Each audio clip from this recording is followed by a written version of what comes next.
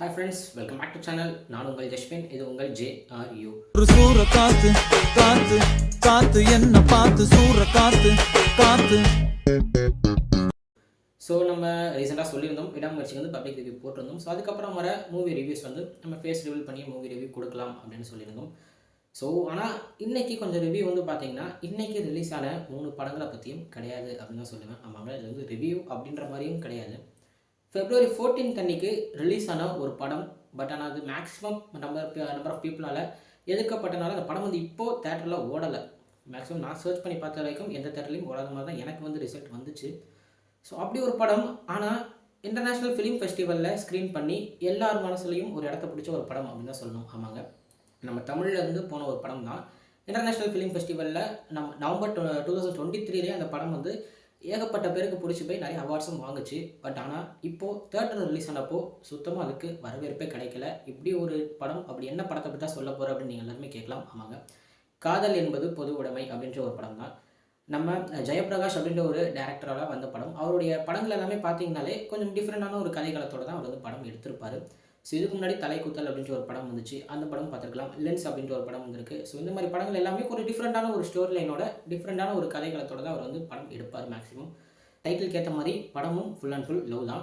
கொஞ்சம் டிஃப்ரெண்டான கதைக்களமாக ஓரின சேர்க்கை அப்படின்றது நம்ம எல்லாத்துக்குமே இப்போ இருக்கிற ஜென்ரேஷனுக்கு மேக்ஸிமம் பீப்புள் எல்லாருக்குமே தெரிஞ்சிருக்கும். ஸோ ஒரு பொண்ணுக்கு இன்னொரு பொண்ணு மேலே வந்து ஒரு லவ்வை சொல்கிற ஒரு கதையாக தான் இந்த படம் வந்து ஃபுல் அண்ட் ஃபுல் ரன் ஆகுதுங்க. ஸோ ஸ்டார்டிங்லேயே பார்த்தீங்கன்னா ரோஹிணி அவர்களை வந்து ஒரு யூடியூபராக காமிச்சிருக்காங்க. ஸோ அவங்க வந்து நார்மலாக மக்களுக்கு வந்து ஒரு நல்ல விஷயங்களை மார்னிங்கில் ஒரு சொல்கிற ஒரு யூடியூபராக இருக்காங்க. ஸோ அப்படி இருக்கிறவங்க அவங்க ஃபேமிலியில் என்னென்ன நடக்குது அப்படின்ற பார்க்கும்போது அவங்களுடைய பொண்ணாக தான் லிஜோ ஜோஸ் அவர்கள் வந்து நடிச்சிருக்காங்க. ஸோ அவங்க இந்த மாதிரி நான் ஒருத்தவங்களை லவ் பண்ணுறேன் அப்படின்னு அவங்க அம்மா கிட்ட சொல்லும் போது, நீ யாரை சொன்னாலும் நான் உனக்கு கல்யாணம் பண்ணி வைப்பேன் அப்படின்னு சொல்லி நீங்கள் வீட்டுக்கு வர சொல்லுங்கள் அப்படின்னு சொல்கிறாங்க. ஸோ அவளும் ஓகே, நான் வந்து இந்த மாதிரி சண்டே அவங்கள வீட்டுக்கு வர சொல்கிறேன் அப்படின்னு சொல்லும்போது ஏகப்பட்ட ப்ரிப்பரேஷன்ஸ் எல்லாமே அவங்க பண்ணி வைக்கிறாங்க.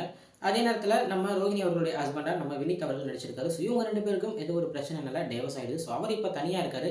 அவருக்கும் இந்த நியூஸ் போகுது. ஸோ அவரும் ஓகே சந்தோஷம் தான், நானும் அன்றைக்கி வந்து முடிஞ்ச அளவு வர பார்க்குறேன் அப்படின்ற மாதிரி காமிக்கிறேன்னு சொல்கிறாரு. ஸோ அதே நேரத்தில் இவங்க லிஜோ மூலம் அவங்க ஃப்ரெண்டு கிட்ட ஃபோன் போட்டு, அதாவது கலிஷ் அப்படின்ற ஒரு ஆக்டர், அவர் தான் சூப்பராக பண்ணியிருந்தார். ஒரு சின்ன ரோலாக இருந்தாலுமே கரெக்டான அவருடைய ஆக்டிங்கை சூப்பராக கொடுத்துருந்தார் அப்படின்னு தான் சொல்லணும். ஸோ அவரும் ஓகே நானும் அன்றைக்கி வந்து வர பார்க்குறேன் அப்படின்னு சொல்லி எல்லாருமே அந்த சண்டேக்காக வெயிட் பண்ணும்போது, அந்த சண்டே அவங்க வீட்டில் நடக்கிற ஒரு விஷயம் தான் ஃபுல் அண்ட் ஃபுல் கதையாக இருக்குது. ஸோ ஸ்டார்டிங்லேருந்து அந்த ஃபினிஷிங் வந்து பார்த்தீங்கன்னா ஒரு 3 நாள் 4 நாளில் கடந்த ஒரு கதை தான் இந்த படத்தோடைய ஃபுல் கதையாகவே போகும்.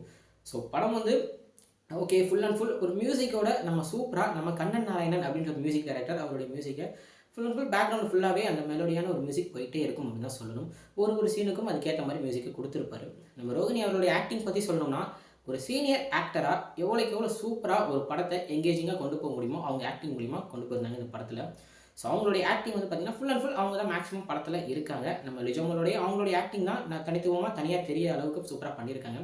அதே நேரத்தில் தீபா அவர்களாக இருக்கட்டும், அவங்கவுங்க அந்த 6 கேரக்டர்ஸுமே அவங்கவுங்களுக்கு கொடுத்த ஆக்டிங்கை கரெக்டான இதில் சூப்பராக பண்ணியிருக்காங்க.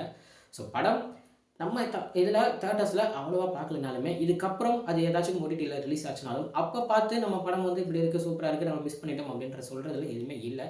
ஸோ நான் இப்போ சொல்கிறனால உங்களால் போய் பார்க்க முடியுமா அப்படின்ற மாதிரி தெரியல. பட் ஆனால் இப்படி ஒரு படம் வந்தது அப்படின்றது உங்களுக்கு தெரிய வரும், நான் வந்து என் மூலியமா தெரிய வரும் அப்படின்றனால தான் இந்த படத்துடைய ரிவ்யூ மாதிரி சும்மா சொல்லலாமே அப்படின்ற மாதிரி நான் சொன்னேன். ஸோ ஏகப்பட்ட படங்கள், இந்த படம் இல்லை ஏகப்பட்ட படங்கள் இந்த மாதிரி பெரிய பெரிய அவார்ட்ஸ் வாங்கியிருக்கு. பட் இருந்தாலும் மக்களுக்கு வந்து இந்த கதை வந்து இப்படி இருக்குது, இந்த கதை வந்து அப்படி இருக்குது அப்படின்றனால அதை வந்து பார்க்க வேண்டாம் அப்படின்னு இன்னொருத்தர்கிட்ட சொல்கிறது மூலியமாகவே ஏகப்பட்ட பேர் அந்த படத்தை பார்க்காம நிறையா படங்கள் இந்த மாதிரி டவுன் ஆகிருக்கு. நான் சொல்லி தான் தெரியணும் இல்லை, இங்கே எல்லாத்துக்குமே தெரிஞ்ச ஒரு விஷயம் தான். ஸோ இந்த படம் பார்க்காதவங்க இப்போ தேட்டர்ஸில் எனக்கு தெரிஞ்சு நான் சர்ச் பண்ணி பார்த்த அளவுக்கு வரல. ஸோ நீங்கள் பார்க்கும்போது ஓகே வந்துச்சுன்னா தேட்டரில் போய் பாருங்கள். பார்த்துட்டு உங்களுக்கு எவ்வளோ அந்த படத்தை வந்து உங்கள் பெர்ஸ்பெக்டிவ் வியூவில் பாருங்கள். இன்னொருத்தர் சொல்கிறாங்க, அவங்க சொல்கிறாங்க இல்லாமல் நீங்கள் என்ன உங்கள் பெர்ஸ்பெக்டிவ் வியூ எப்படி இருக்குது அப்படின்ற மாதிரி அந்த படத்தை போய் பாருங்கள். பார்த்துட்டு எப்படி இருக்குது அப்படின்றத மறக்காமல் கமெண்ட்டில் சொல்லுங்கள். ஒருவேளை தேட்டர்ஸில் பார்க்க முடியல அப்படின்னாலுமே ஓடிடியில் ரிலீஸ் ஆனதுக்கப்புறம் கன்ஃபார்ம் பார்த்துட்டு அது உங்களுக்கு எவ்வளோ பிடிச்சிருந்துச்சி, நம்ம இந்த மாதிரி மிஸ் பண்ணிட்டோமே அப்படின்ற ஒரு ஆதங்கம் இருந்துச்சுன்னா அதையும் கமெண்ட்டில் கன்ஃபார்மாக சொல்லுங்கள். ஸோ இன்றைக்கி இந்த படத்தை பற்றி சொல்லணும்னா இந்த வீடியோ இன்னொரு வீடியோவில் உங்களுக்கு பார்க்குறேன். அது வரைக்கும் உங்கள் எடுத்து உங்கள் Jaswin. Bye friends. Next video மறக்காமல் நம்ம சேனலை சப்ஸ்கிரைப் பண்ணிக்கோங்க. Bye bye.